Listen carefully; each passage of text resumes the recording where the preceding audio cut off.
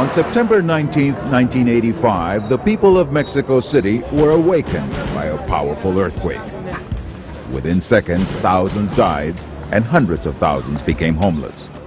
Throughout the city, heroes emerged who risked their lives to save others. In the midst of overwhelming heartbreak, the Mexican people fought back and began to rebuild.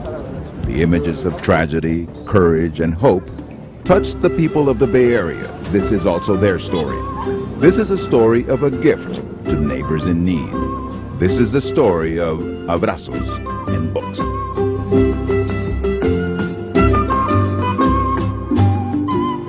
Hello, I'm Rigo Chacon. And I'm Cheryl Jennings. Welcome to Abrazos and Books.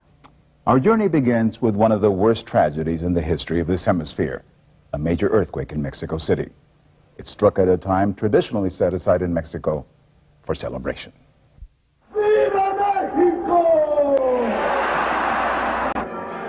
For the people of Mexico City, the month of September brings mixed emotions. For generations, this has been the month when the country's independence is celebrated. September now, however, also brings another reminder to the people of Mexico, a painful reminder. The earthquake struck early in the morning, and almost immediately, the biggest city in the world was forced to react to one of the great tragedies in its history. There was the challenge to rebuild. Once the rubble was out of the way, that challenge was met, despite the fact that it was overwhelming for men and for women. For the children of Mexico, there was also a challenge. Their classrooms were gone, their desire to learn was not.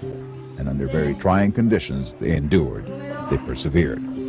Throughout the aftermath of the tragedy, the helping hand from the Bay Area was extended, and the appreciation was immediate. Y quiero decirle a los niños de San Francisco que muchas gracias por su ayuda y su cooperación. Y les mando un saludo a todos los niños de San Francisco. The Bay Area generosity helped rebuild 2 elementary schools in the outskirts of Mexico City. That became the birthplace of Abrazos en Books. Rigo, I know that you came back from that reporting assignment a changed man. You were dedicated to helping educate those children. Cheryl, I was touched by that experience, but we have to remember the people of the Bay Area and their generosity.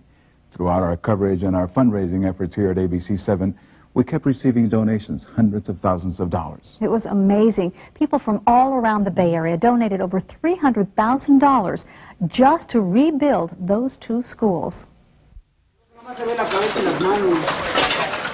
While the people of Mexico City will long remember the earthquake in September of '85, they will also remember their recovery from the rubble. They will remember special days. This was one of them. Call this a more promising September, where just a short year after the tragedy, this celebration unfolded. Proud parents, educators, and children dedicated new classrooms to replace what the earthquake had destroyed. The funds for the reconstruction were a gift from the Bay Area. Es un honor para mí dirigirme a ustedes en nombre de todos mis compañeros para agradecerles el beneficio que nos han brindado. Gracias. For the children in this corner of Mexico City, new classrooms were more than enough reason to celebrate. Only a few months earlier, they were asked to learn in this environment.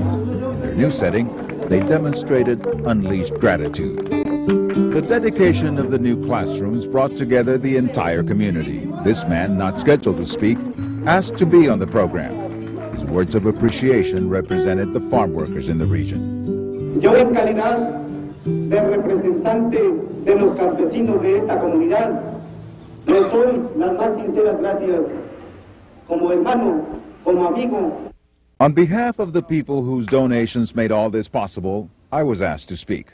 A welcome opportunity to share a message with new friends. A message of generosity from the places I call home. Pueblos californianos como San José, San Francisco y Oakland se convirtieron en uno. Fue así como pueblos llamados Gilroy, Sunnyvale, Mountain View y Berkeley, y muchos más, se acordaron de otros llamados Morelos y Guzmán y Tlaxemalteco y Atlapulco. The visit to the classrooms brought us another special moment. More expressions of gratitude from the faculty and from the students. It was difficult to leave this place, very difficult. And An invitation to a special luncheon didn't make it easier. It would be in our honor, we were told. We couldn't say no. We did say some of our goodbyes at that point. The official program was over. We thought. We were so wrong. A beautiful, eloquent young lady asked to be allowed to speak. For Brenda Elizabeth Perez Romero, it was a special moment. It was a special moment for everyone else. En nombre de Brenda Elizabeth Perez Romero y compañeros de la escuela y maestros que se encuentran y del director, les damos las gracias por habernos mandado a esta escuela, que gracias a esto podemos estudiar, porque si no, ¿quién nos iba a sacar adelante? Gracias a ustedes, señor Rigo Chacón y gabinete. Gracias.